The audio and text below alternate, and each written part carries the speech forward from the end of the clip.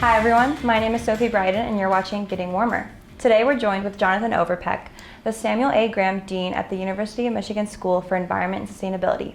He's a world-renowned climate scientist with over 220 scientific publications. Dean Overpeck, welcome to the show. Thanks, Sophie. How are you feeling today? Are you excited? I'm very excited. I'm even a little hungry. Yeah. I'm a little hungry too. It's lunchtime, so I'm ready to get going. Exactly. How do you deal with spicy food? Are you pretty good? We'll see. We'll find out today. Yeah, I think we'll both be finding out today. Maybe a little bit. Yeah, we'll both find out today how we'll do. But thank you so much for being here. My pleasure. Yeah. Ready? Yeah. First one. All right. Cheers.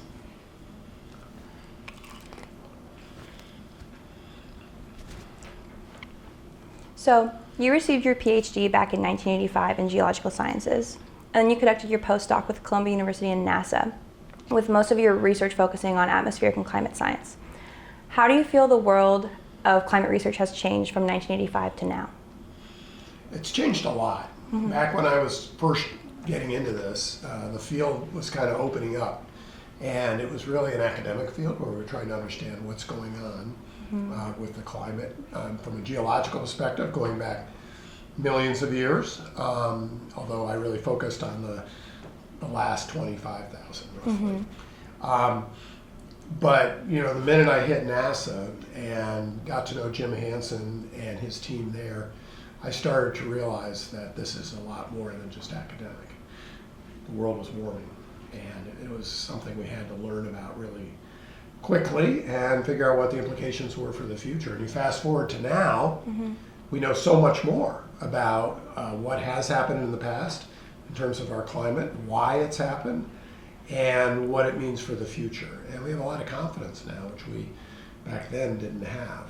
But what's remarkable is a lot of the climate models that were being used back in the 80s got the global warming right, even then. Mm-hmm. That's cool. Yeah, and so you think meeting them back during your postdoc really kind of set you on going from more academic to like applied work for climate science? Yeah, I started to realize I would probably be happier if I wasn't just an academic detective trying to figure out what has happened and why, but really want to understand how it relates to humans and to natural systems on the planet. What could I do to sort of chart a more sustainable future? So even back then I was starting to get the inklings that that's what I really wanted to do. Yeah, great. That's kind of like what set me on my path too, is like wanting to do like more applied work with it. So cool. That's why we're both here. Yeah, that's why we're both here today. Yeah. All right. Number two, Clancy's. Clancy's. Mm-hmm.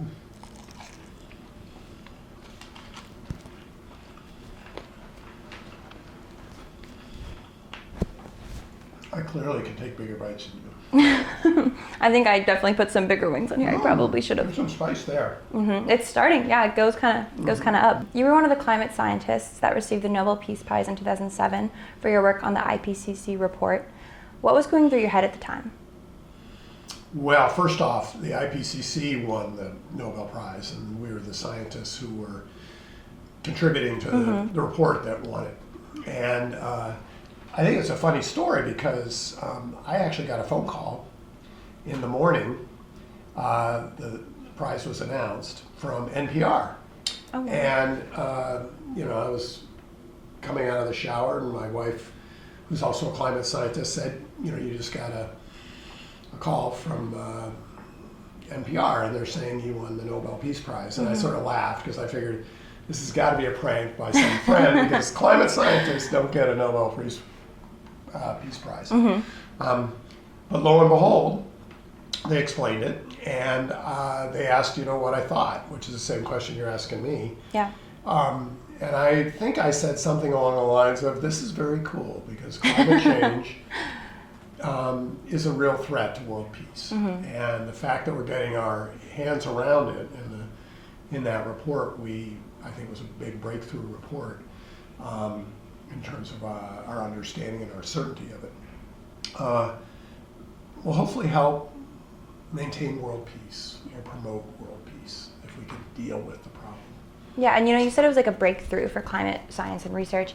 Did it feel like a victory or more of an uphill battle starting to begin?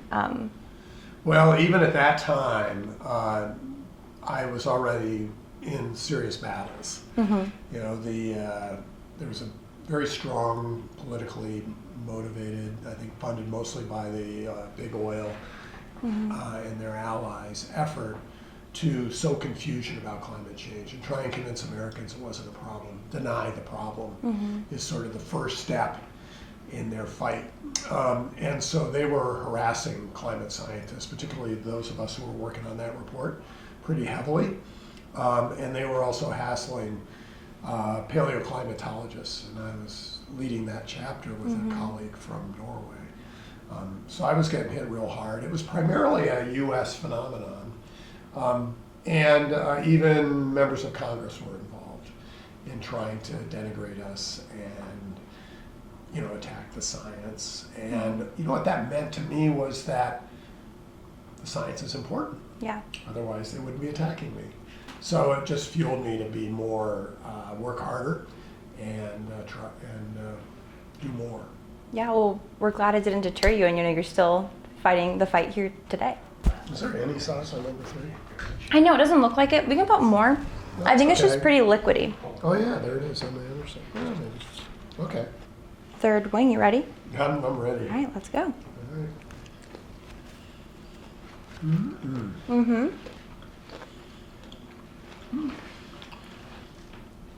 I think number 2 was spicier to me.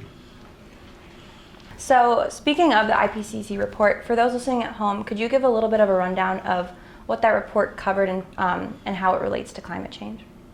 Yeah, I think the big thing that sort of got the attention of the Nobel Committee and all that was that it was the first time this body of international scientists, I mean, it really was a consensus of all of the top climate scientists in the world, said that the evidence for global warming was unequivocal. The other thing that I really thought was important was the first time the IPCC had a whole chapter focused on paleoclimate. And that's the one I was helping to lead along with my Norwegian colleague. And that helped a lot, I think, in making the report stronger, because a lot of the climate denial and misunderstanding focused on questions like, well, climate's always changing. And so we detailed, yes, that's true, but here's why climate is always changing, a variety of ways and mechanisms, but none of them can explain what's going on now. Yeah. None of the natural processes. What's going on now has to be due to humans. And we also, at that time, did, I think, the first alert that the Antarctic ice sheet in Greenland could easily start falling apart if we warm the planet up too much. And that's happened in the past when it got this warm, or a little warmer than it is today. And therefore it should be able to happen in the future. So even if you don't believe the climate models, which are very good, the Earth system models now, you know, what we were able to show by looking at the ancient climates was that whenever you put more CO2 and other greenhouse gases in the atmosphere, the planet warms. And when you warm the planet, big things can happen, like melting of ice sheets and large sea level rise. Ready Yes. for the fourth wing? It's a big one, too. That was yummy. Not too hot. We're expected to experience a global temperature increase of 1.5 degrees Celsius by 2050. What does that mean for our planet, and what would that look like? Well, it's interesting because 1.5 is what we agreed in Paris in 2015 we'd shoot for by 2050. And we're actually getting pretty close to that now in 2024. And 2020, the last 12 months have been 1.5 degrees, 1.5 degrees C above pre-industrial. So that doesn't mean we've already reached that target, but it means we're close. And climate change is going faster than we had hoped it would, and that's because we haven't done enough to stop it. But we're doing a lot more now than we were doing like even 5 years ago. Yeah. So every year things are getting better, and I think we're going to end up warming the planet more than 2 degrees by 2050. What will that look like? I mean, this year, 2023 was really an anomalous year. and we broke the global temperature record by more than we've ever broken it before. And there were, I think, like in the United States, on the order of $28 billion or more disasters due to weather and climate. And so what's happening, that's not saying that climate change is causing all those events, but it's supercharging them and making them much more costly in terms of lives and livelihoods. And then if you look around the whole planet, there are a lot more of those disasters and a lot more deaths. So you can imagine if we warm the planet more, of course we're going to have more of that climate mayhem. Think of the wildfires too last year. And here in Michigan, all the smoke, even though the wildfires were hundreds or 1,000 miles away, we were getting buried in smoke, and so was Washington, D.C. and New York. So this is a global phenomenon, even when some of the biggest climate impacts are far away. We're going to feel it. So I think 2023 was a really good wake-up call, and it will continue to get worse. Yeah. Until we stop it. Yes, until we stop. Yes. So we got to stop it, right? Yeah. Should we eat? All right. Yeah, let's do it. All right. I'll try to do. This one's totally covered. See?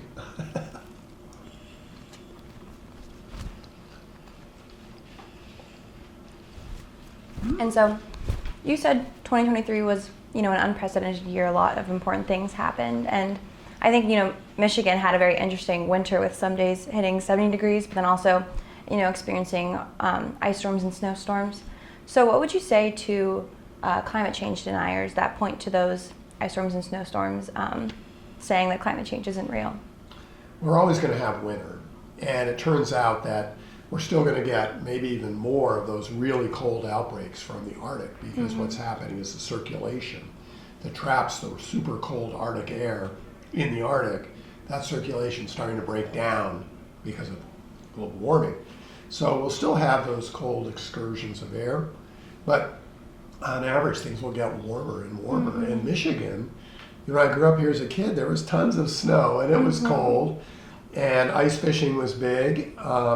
This was before we had a lot of snowmobiling and stuff, but skiing, all the winter sports. The license plates for Michigan say, winter water wonderland. Yes, Wonderland. I can't remember, but it has winter in the word. This year, the Great Lakes didn't freeze barely at all. Yeah. Lakes weren't frozen enough to go ice fishing. Skiing was, you could ski right after it snowed, but the snow would melt really pretty quick. It's pretty sad, and I was quoted in one newspaper, saying what we're seeing is the death of snow. And I think that's happening in a lot of states in the United States. If you're out west and you're high in the mountains, like in California right now, you're still getting tons of snow, but the snow line's moving up. And it's not a good thing. I mean, the fact that it's getting worse faster than we thought it would get worse, and that we're not stopping it as fast as we had hoped, is largely because of the oil industry and the gas industry. Oklahoma's the big gas state, Texas is the big oil state. And there's a lot of power and money in those industries, and they're funding a lot of efforts. And they're very successful if you think about it. Because we have two major parties in the United States. One is we want to work on climate change. Thank goodness. The Biden administration's done a lot to fight climate change, more than any other president. The other party is we don't talk about climate change, we don't do anything about climate change. A lot of those guys are just denying climate change. Now, climate denial is down to less than 15% in the United States, but it's still controlling one of the major political parties in the United States, and that affects the whole world. And it's really dangerous especially for your generation and generations to come. That's who's being essentially dissed in their bad behavior. But we're going to still solve climate change. Don't worry. It's inevitable. I think we should really go for it. Okay. I think we got to put more hot sauce on these. Well, that's always an option. Let me swerve mine around here. There's a little hot sauce on that.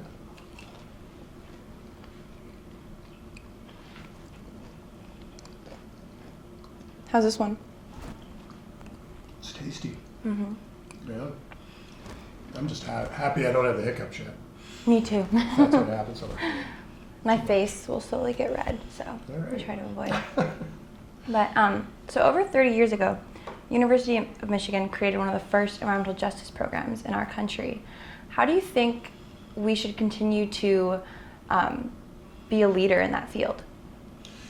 Well, that's essential, that we be a leader, but more essential, of course, is that the world thinks about environmental justice as we transition, this huge transition out of fossil fuels into clean energy and a more sustainable planet. It's way more than just energy. And in the past, when we've had big transformations like this, there have always been winners and losers. And the losers, for example, in the cities where they put the power plants and the heavy industry and all the pollution, you know, you see that in so many cities in the United States and around the world. We can't do that. The idea with this transition is that everyone benefits. And hopefully, we even are able to make up for some of the big problems that have occurred in the past. So for example, in Detroit, where we work a lot here at the University of Michigan, there's some pretty polluting manufacturing and power plants with these marginalized communities living around there suffering greater consequences of all that air pollution and water pollution. And so as we go through this transition, the idea is that we're getting rid of those polluting industries and we're replacing them with clean industries so that these communities all of a sudden have far fewer health problems and their children hopefully can live much healthier lives. And economically, they win as much as everybody else. The same thing's true in rural areas where there's been sort of an exodus. And I think one of the interesting things or cool things about the energy transition is the cities need the rural areas as a place where the energy can be generated using wind turbines and solar panels, very clean. And what that will do is bring a lot of money into these rural communities, so they will be able to start, rebuilding their schools and their roads, and have a police force that's funded, and a lot of the other things that communities need that have been tough to pay for as people have moved away from rural communities. So I think this can be a real win-win for everybody if we do it right. And the other thing is our energy bills will go down. The cost of owning vehicles that we drive will go down, not just the purchase price, but the cost over the lifespan of your, say, car is already now, if you buy an EV, cheaper than internal combustion car, when you factor in a much less expensive energy to move that car. Yeah. So this is all part of environmental justice. And so what I'm hoping at the University of Michigan, we aren't just the place that has the oldest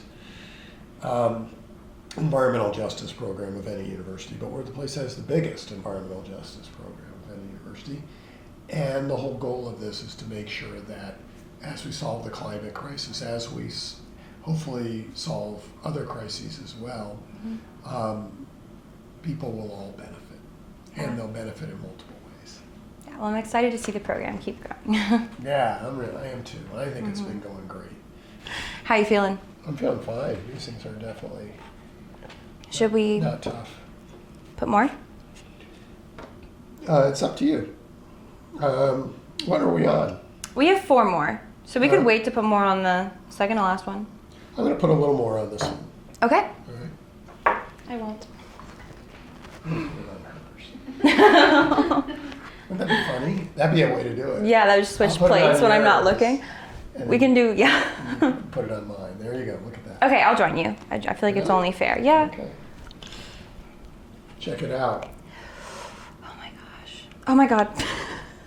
I put so much on. Okay, that's fine. Got to get those hiccups going. Yeah. Our little extra extra sauce here. Very fresh too.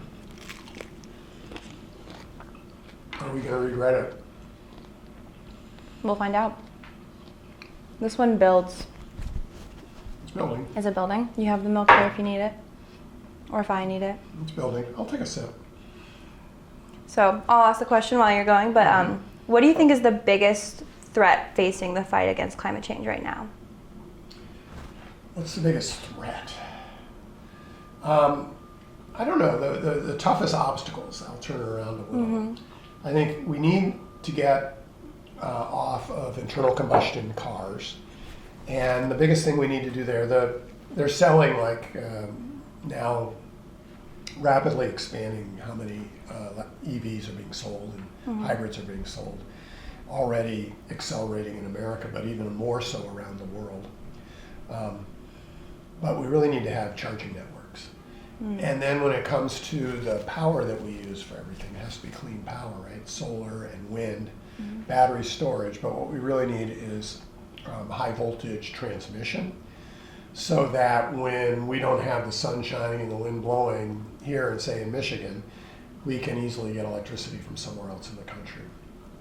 So we really do have to rebuild our electrical transmission. Yeah. And I think that would help us even on other things. In Michigan, for example, our utilities have sort of let our electrical grid go, and so we have really bad reliability problems. And I think if we start investing in transmission, we will also have more reliable power as well as cleaner power. So those are two things that I really think is important. But the biggest obstacle is public will. And like I said, most Americans understand climate change is happening. It's happening because of humans. We got to do something about it.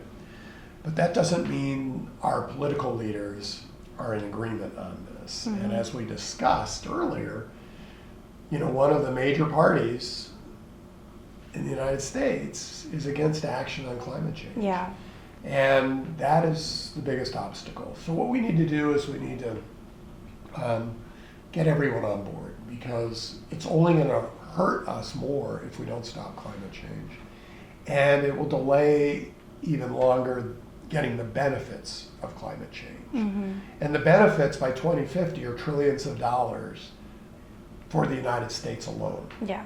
I mean, because that's how much of an economic winner it is over fossil fuels. And people just don't realize how that's going to affect them, you know. But I think the way to look at it maybe is when I fight for climate change, I'm really fighting for my kids and you. You know, I'm fighting for future your generations. They're the ones who are going to really benefit from what I'm doing now. But I'm going to benefit too, because my electrical bills will go down. You know, the cost of driving a car will go down. I'll see that in my, with my gray hair even, I'll see that in my lifetime. Yeah. So I'll get some tangible benefits, but it's really the future generations that are going to win big by fighting climate change. Yeah. And we need everyone to understand that. I think I cried. Did you see anything? No. It felt like there was like a tear in my eye the entire time, and so I was like, like trying not to like. Your face is redder though. Oh man, it's okay. It happens. How are you feeling? Feeling good. I think that was spicy, but I like the idea of putting more on it. I think that. No! Look at the next one. The bomb. I kind of put a lot on for ours as Did well. you? I did. I For don't the know why. bomb? Where is it? I don't see any. I took this one. I have this at home, Really? and my wife's off on an expedition, but my kids came home. This is hot, and we all agree this is not very tasty either. It doesn't taste good. Yeah. But it's hot. And there was My definitely face sauce on there. You found it. It was in the cavity. Yeah, I can taste it. Yeah. I'm gonna drink some milk. All right, go ahead. But so for everyone listening at home, if they could make one change to help fight against climate change, what would it be and why? I'm also gonna drink some milk. If they can make one change, well, I'm gonna have to say, you know, this is a election year. The one thing everyone has to do is vote. And of course, you're all gonna vote, right? But I think even more so, we have to get your friends to vote. You have to get everyone to vote. Whoever candidates are going to be pro-climate action, you should vote for them. Because we really need to get this job done. And Michigan, the state, has a really good climate action plan. The federal government has got a really good climate action plan. You know, we're doing our part in the United States now, than we weren't before. The other thing I think is really important is talk more about climate change. One of the things that's, wow, this is hot stuff. I'm like crying, I think. One of the things that is, one of my colleagues, Catherine Hayhoe, has really emphasized is we need to talk more about climate change. And it really is amazing if you look at polling on climate, how few people talk about it. And I think we all have to get out there and just, obviously I talk too much about it, but we all have to talk about it. So that's number 2. Vote, talk about it. And since we're eating buffalo wings here that are not buffalo wings, I can tell the heat's getting to you too. My mouth is on fire. But these things we're eating cauliflower wings.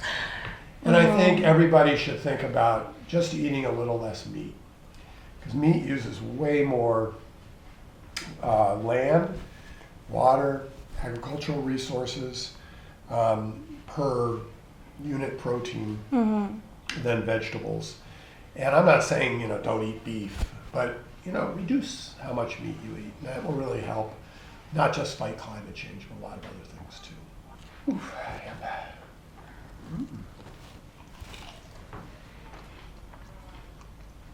So what innovations helping to mitigate the effects of climate change are you most excited about right now? Oh boy, you know, I think the big 4 are really the big 3. It's solar, wind, batteries. Actually, it's the big 4. EVs, which are really batteries. You know, your cars now, if you have an EV, are basically tech. They're not, you know, a car like in the old days. There's a lot of technology in cars, but it's the batteries that really make them what they are. And what's amazing about batteries is that there was a lot of, even like 2 years ago, 3 years ago, people sort of saying, oh, we're not going to have enough lithium. We're not going to have enough of these critical minerals that are necessary. And that, we've learned, is kind of hogwash. We have plenty of the materials we need for these batteries and other technologies. And even better, the prices are all coming down. The lithium prices have just been plummeting. It's because all of a sudden there's a market for it, and everybody's going after, you know, that market, and we're seeing a big uptick in the production of these raw ingredients. So batteries are really not only getting cheaper in the amount of storage per dollar, but the technologies are changing. You know, so we're getting batteries that use less of the more rare critical components. We're getting battery technology that's different from the lithium batteries that are pretty much everyone's using. And I just think the whole innovation cycle is really sped up. Same thing's true with solar. The prices have been plummeting. They're a lot cheaper now than anyone ever predicted they would be, especially in China, but we're starting to make our own here in the United States, and they're getting much cheaper. Wind energy, same darn thing. Everything, once you start these new technologies, the prices start to plummet, and that's what they're doing on all of the technologies, including the EVs. And so that's a big question is, will electrified vehicles, battery electric vehicles, will their prices just plummet like everything else is plummeting? Like your big screen TVs plummeted, if everyone remembers how expensive they used to be. And so it looks like they are. So that's really cool. One more question, we almost got it. All right, let's do the dab. All right, Is that what it's called officially, a dab? the last dab, Oh, okay. There's which is true. Oh, there's already a good bit on here. Yeah. Should I add more? Oh, come on. Okay. It's the last dab. It is the last dab. Here you go. It's gonna be funny. I'm gonna try not to like cry on camera. That would be all right. I've never Yeah. I'll try not to cry if you try not to cry. Deal. There we go. All right. All right, last one. Cheers. Cheers. All right. Thanks for This is doing the with one us. I Yeah. feared all along. Me too.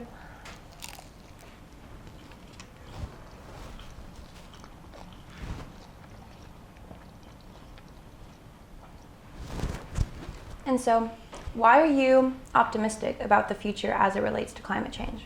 Because I don't have hiccups right now. Yet. Mm-hmm. Why am I optimistic about climate change? Well, we were just talking about all the sort of essential, the big four. Mm-hmm. But you know, the thing is we have all the solutions we need to solve the problem. And I think that's super. Mm-hmm. I also see, and you know, well, they'll all get better, they'll all get cheaper, and they all are getting cheaper, and they all are getting better. So I don't think I have any problem with that. The big thing is, you know, can we get the political will to work faster on climate change? Mm-hmm. What's amazing is how fast China's going. China is deploying more renewable energy in a year than the rest of the planet combined. They're producing more EVs than the rest of the planet combined. You know, they're going to take over the market around much of the world, and I think America is going to respond to that and say, wait a minute, there's money to be made. Mm-hmm. So everybody is going to be trying to capture that market. And as we do that, things will start to really speed up. The other thing that really gives me hope is, you know, which we've talked about, is the majority of Americans understand the problem exists, understand that we're causing it, and understand that we got to do something about it. So we just have to elevate it to like a top priority. The problem is when people go to the polls, they're not thinking climate change, climate change, climate change. They're thinking economy, they're thinking their kids' school, they're thinking a lot of other things, wars, immigration. We got to make climate the number one thing, because that will really hurt us if we don't get off fossil fuels soon.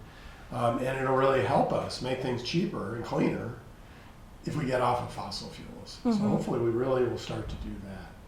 And then the last thing that gives me really hope is your generation. I say that a lot, and I'm in this university. I've been in universities my whole career, and one of the reasons is, you know, it gives me hope to be helping your generation develop the tools, the knowledge to go out there and speed up the whole process of ending climate change, ending the biodiversity crisis, ending the water crisis. Go out to the southwest U.S., they have a huge water crisis out there, and other places around the world. Ending the food crisis. There's still so many people on this planet that are not getting enough food, that are undernourished in so many countries. We got to solve all these problems simultaneously. And that's really what a just solution, just sustainability is all about.